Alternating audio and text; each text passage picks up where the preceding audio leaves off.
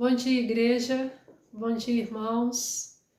Eu fui convidada para trazer o estudo desse domingo e com muita alegria e reverência eu me apresento aqui para podermos estudar juntos mais uma porção da Palavra de Deus.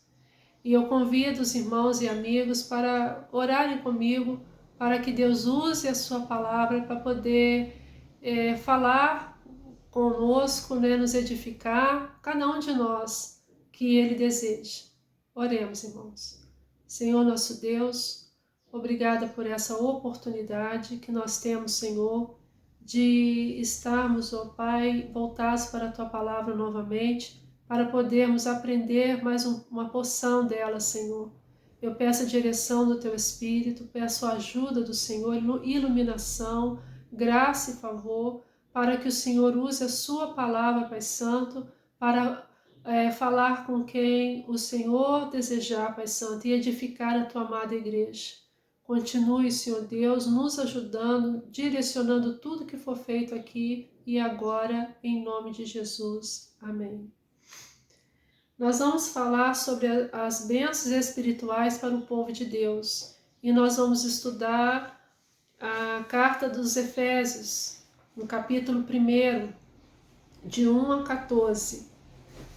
Eu vou estar lendo, mas só o nosso estudo de hoje vai ser do 1 ao 6. Efésios, capítulo 1, de 1 a 14.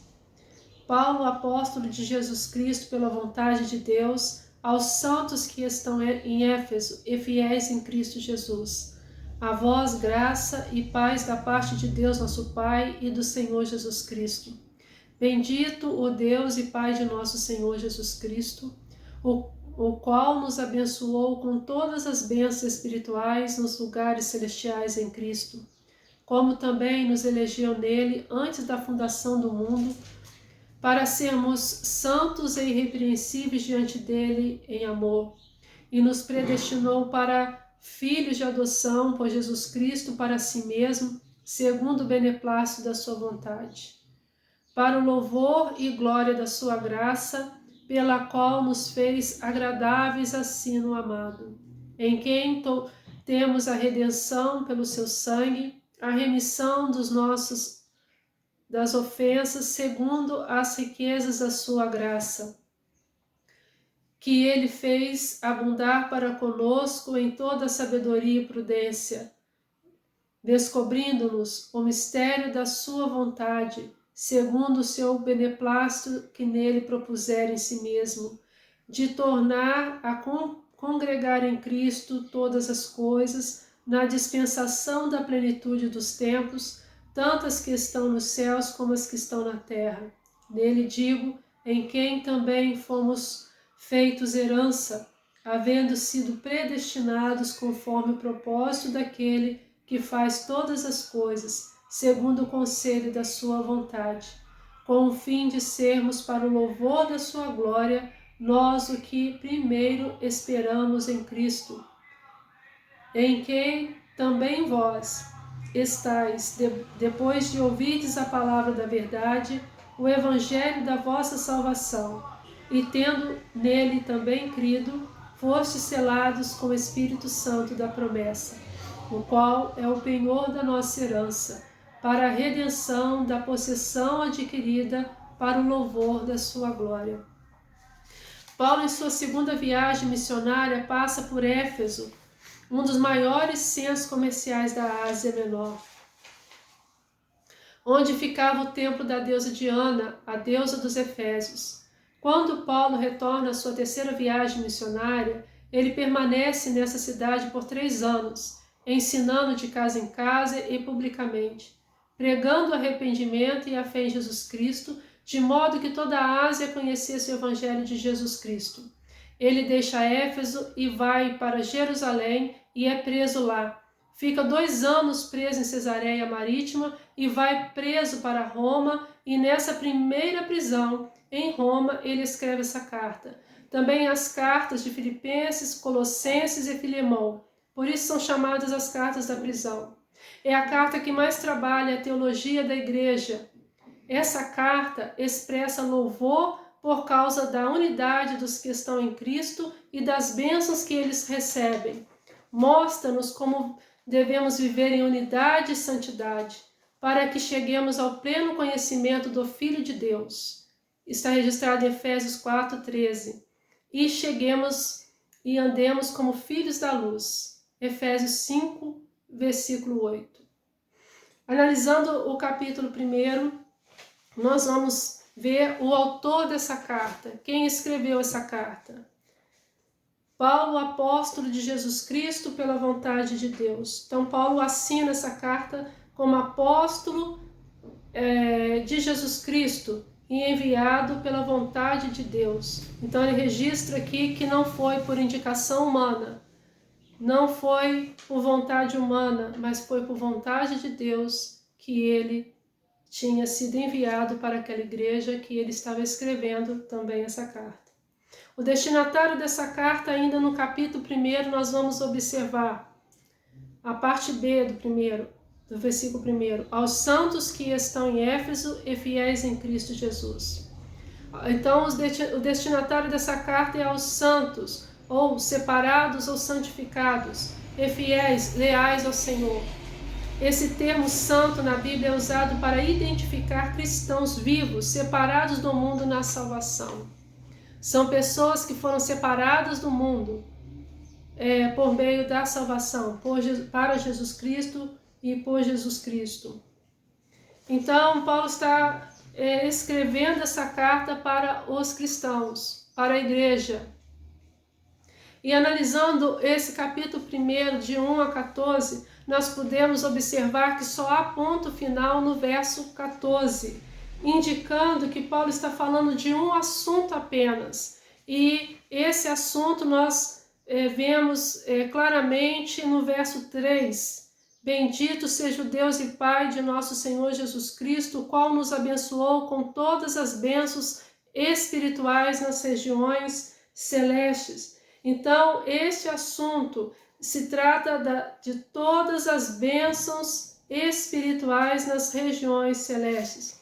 E Paulo vai dividir essas bênçãos em as bênçãos do Pai, do Filho e do Espírito Santo. Essas bênçãos que nós vamos estar estudando no decorrer desses próximos domingos que eu tiver oportunidade para a gente poder analisar novamente. E hoje a gente vai estar estudando sobre as bênçãos procedentes do Pai. Na antiga aliança, na antiga dispensação, o povo de Israel eles recebiam como recompensa pela sua obediência as bênçãos terrenas. E isso está registrado, a gente pode conferir em Deuteronômio, capítulo 28, de 1 a 13.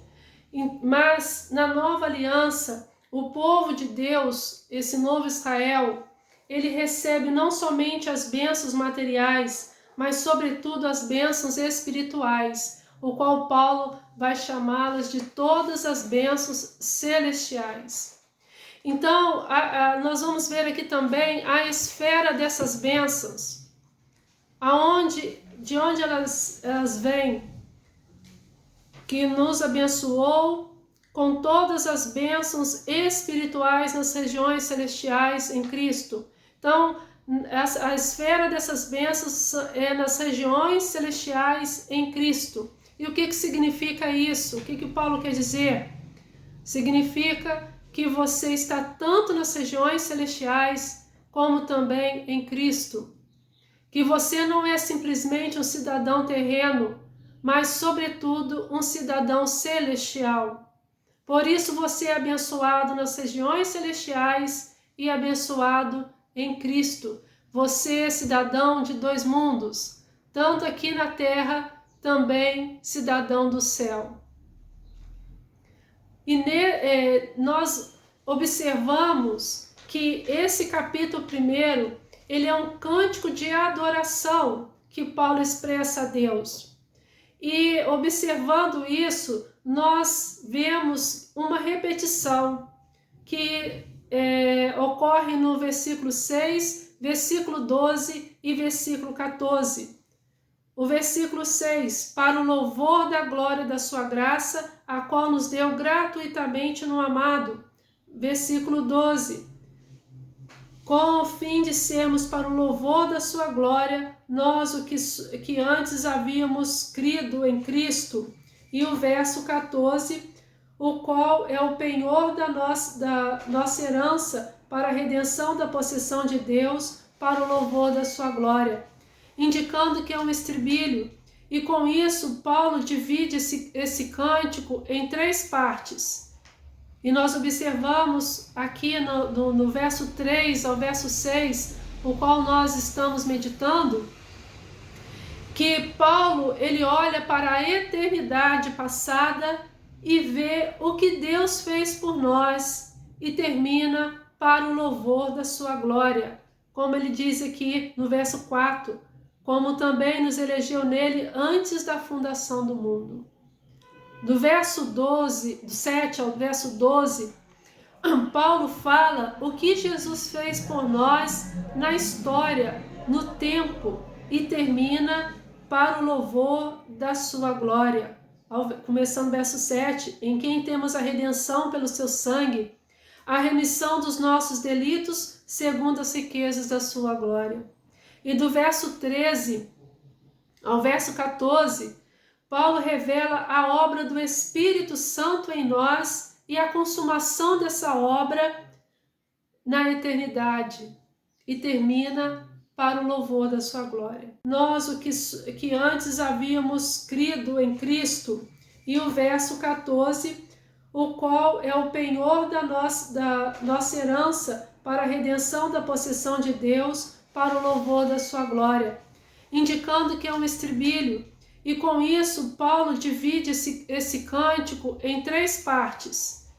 E nós observamos aqui no verso 3 ao verso 6, o qual nós estamos meditando, que Paulo ele olha para a eternidade passada e vê o que Deus fez por nós e termina para o louvor da sua glória, como ele diz aqui no verso 4, como também nos elegeu nele antes da fundação do mundo. Do verso 12, do 7 ao verso 12, Paulo fala o que Jesus fez por nós na história, no tempo, e termina para o louvor da sua glória. Começando o verso 7, em quem temos a redenção pelo seu sangue, a remissão dos nossos delitos, segundo as riquezas da sua glória. E do verso 13 ao verso 14, Paulo revela a obra do Espírito Santo em nós e a consumação dessa obra na eternidade, e termina para o louvor da sua glória. Então concluímos com isso, com esse estribilho, que o fim principal do homem é glorificar a Deus. Também concluímos que o fim maior da redenção é a glória de Deus, que todo projeto de salvação, toda a criação e a própria criação humana foi e é para a glória de Deus. E analisando ainda, continuando no nosso estudo, nós vamos avançar um pouquinho mais e vamos observar as bênçãos procedentes do Pai para nós. Essa que que estamos estudando hoje, que é do capítulo 3 ao versículo 6. E observamos aqui no versículo 4, logo no início, que Paulo diz aqui, como também nos elegeu nele antes da fundação do mundo. Paulo vai dizer que ele nos escolheu. E quem nos escolheu? O Deus e Pai de nosso Senhor Jesus Cristo, indicando assim que não foi nós quem o escolhemos, mas foi Ele quem nos escolheu. Por que foi Ele quem nos escolheu e não foi nós? Na Bíblia, Romanos, capítulo 3, verso 11, Paulo vai dizer que o homem pecador ele não busca Deus. Onde ele diz, não há quem busque a Deus, não há quem entenda. Em Lucas, capítulo 10, versículo 19, Jesus vai também dizer que ele veio buscar e salvar o que se havia perdido. Ainda no capítulo 15, versículo 16, ele mesmo vai dizer para os discípulos: não foram vocês que me escolheram, mas eu escolhi a vós. Paulo, também observamos, ainda aí no verso 5, que ele nos predestinou para sermos filhos de adoção por Jesus Cristo para si mesmo, segundo o beneplácito da sua vontade. Ele nos escolheu para si de acordo com seu beneplácito. E essa palavra que nós observamos aqui, beneplácito, significa vontade soberana de Deus. Ou seja, ele não nos escolheu porque somos bons, mas olhou para si mesmo, para o seu bom prazer, e então nos escolheu. Quer dizer, Paulo está querendo dizer aqui que a motivação da escolha de Deus estava nele mesmo. Não foi por mérito humano, não foi por iniciativa humana, mas foi pela vontade soberana de Deus e foi pela iniciativa de Deus que ele nos escolheu e que veio para nos salvar.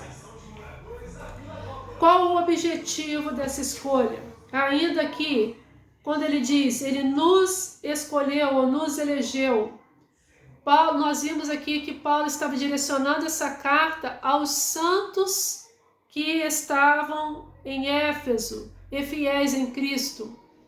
Paulo, quando ele diz ele nos escolheu, ele está fazendo a distinção entre a igreja e o mundo. Ele escolheu quem? Os santos, esses que são separados por ele mesmo. Por quê? Porque segundo aqui Paulo no capítulo 2, 1 e 2, o mundo está perdido. Capítulo 2, 1 e 2, ele vos vivificou, estando vós mortos nos vossos delitos e pecados, nos quais outrora andais segundo o curso deste mundo, segundo o príncipe das potestades do ar, do espírito que agora opera nos filhos da desobediência. Então, diante desses versículos, nós podemos concluir que o mundo está perdido, o mundo está morto, o mundo está andando segundo o curso do mundo. Também no mesmo capítulo 2, versículo 12, nós podemos observar que o mundo está sem Deus e sem esperança. Versículo 12. Estáveis naquele tempo sem Cristo, separados da comunidade de Israel, estranhos aos pactos da promessa, não tendo esperança e sem Deus no mundo. Concluímos então que a salvação, ela não é universalista. A salvação ela está posta, mas ela só é eficaz para aqueles que recebem a Cristo, a obra de Cristo que ele realizou naquela cruz do Calvário.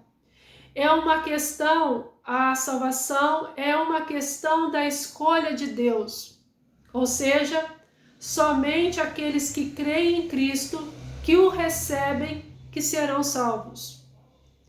E o fundamento dessa salvação?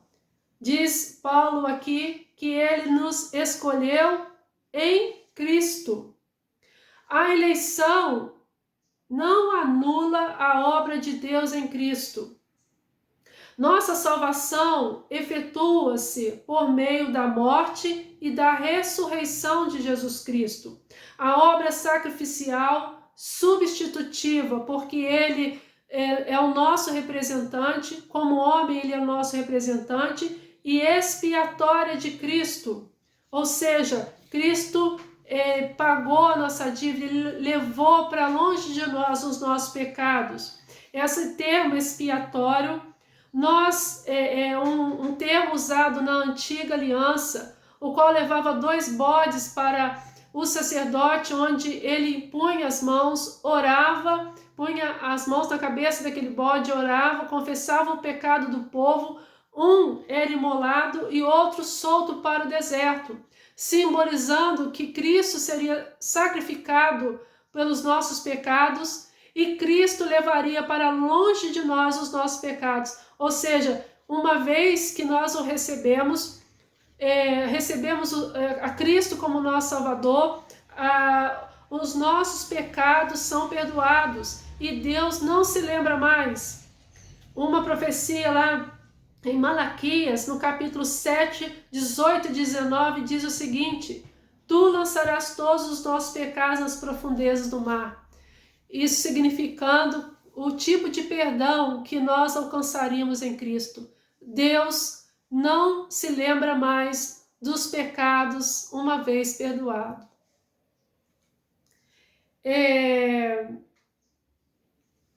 Nós também vamos observar aqui nesse capítulo 1, no versículo 4, o tempo da eleição, quando aconteceu isso. Diz aqui, como também nos elegeu nele antes da fundação do mundo. Então nós vimos aqui que o projeto de salvação, a eleição ocorreu no coração de Deus antes que Deus criasse os céus e a terra. E qual o propósito dessa escolha? Ainda no versículo 4, para sermos santos e irrepreensíveis diante dele em amor. Romanos, no capítulo 8, versículo 29, a palavra de Deus vai dizer que ele nos predestinou para sermos conforme a imagem do seu Filho. Então, para parecermos com Cristo, santos, irrepreensíveis diante do Pai, em amor. Esse é o propósito da nossa escolha. Resumindo aqui, para fixar o que nós falamos e podemos aprender até aqui nesses versículos, que a doutrina da eleição, ela é uma revelação divina. Deus quis revelar para a sua igreja que não foi nós quem o escolheu, mas Ele quem nos escolheu. Então, é uma revelação divina e não uma especulação humana. Que a doutrina da eleição incentiva a santidade e não uma desculpa para o pecado. Ele nos escolheu para sermos santos e irrepreensíveis diante dele em amor. E que a doutrina da eleição é um estímulo à humildade e não um motivo para o orgulho, porque não foi pelos nossos méritos que Deus nos escolheu. A motivação estava nele mesmo. Então, as bênçãos que temos da parte do Pai é a bênção da eleição, ele nos escolheu. É a adoção de filhos, como diz no versículo 5, e nos predestinou para sermos filhos de adoção por Jesus Cristo. E a aceitação. Agora nós temos o livre acesso diante de Deus. As bênçãos procedentes do Pai, a eleição, a adoção de filho e a aceitação. Agora nós somos abençoados em Cristo, com todas as bênçãos espirituais. Somos cidadãos de 2 mundos. Nós andamos aqui, mas entramos na eternidade, diante do trono da graça. Agora, nesse novo e vivo caminho que Jesus nos inaugurou, temos livre acesso para com Deus, intimidade com o Pai, falamos com o Pai, temos comunhão com o Pai, recebemos o amor do Pai, Ele nos ouve agora, temos livre acesso à sua presença, por isso somos abençoados, tanto aqui no tempo, com as coisas materiais, mas principalmente com as bênçãos espirituais que Jesus conquistou para nós, todas as sortes de bênção espiritual. Diante desse estudo, dessa meditação, nós vamos deixar uma pergunta para os irmãos e amigos. A doutrina bíblica da eleição ensina que Deus pensou em você antes que o mundo fosse criado. Como isso mexe com você? Saber que antes de Deus criar os céus e a terra, saber que mesmo Deus sabendo que o homem ia pecar, mesmo assim Ele pensou em você, Ele decidiu criá-lo e ele fez um plano perfeito para salvá-lo. Executou esse plano na pessoa bendita de Jesus Cristo e nos deu como penhor o teu Espírito Santo. Tudo isso para o louvor da sua glória. Saber disso, o que isso significa para você? Que Deus nos abençoe, amados irmãos, e que nós tenhamos um domingo abençoado na presença do nosso Pai e desfrutemos dessa tão maravilhosa companhia que nós podemos ter agora por causa do nosso Senhor Jesus Cristo. E no próxima oportunidade nós vamos dar continuidade a esse capítulo 1, estudando sobre as bênçãos procedentes do Filho para nós. Que Deus assim nos abençoe, em nome de Jesus. Amém.